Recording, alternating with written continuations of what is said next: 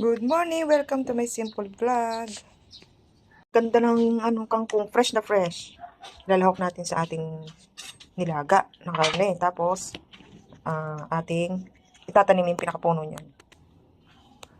Tatanim natin ito guys. Saan nyo may sibol na oh. Ayan, madali na ito mabubuhay. Nalala ko lang kami nagkangkong tower eh. Ayan.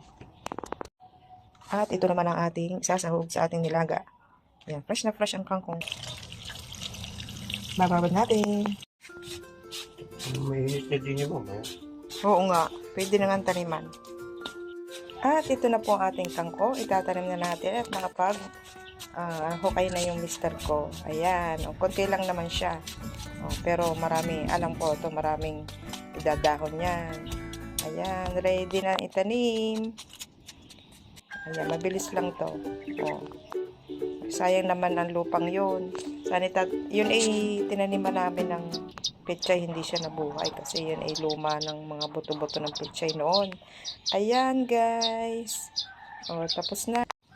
Ayan, tapos na. Tanim na tayong kangkong.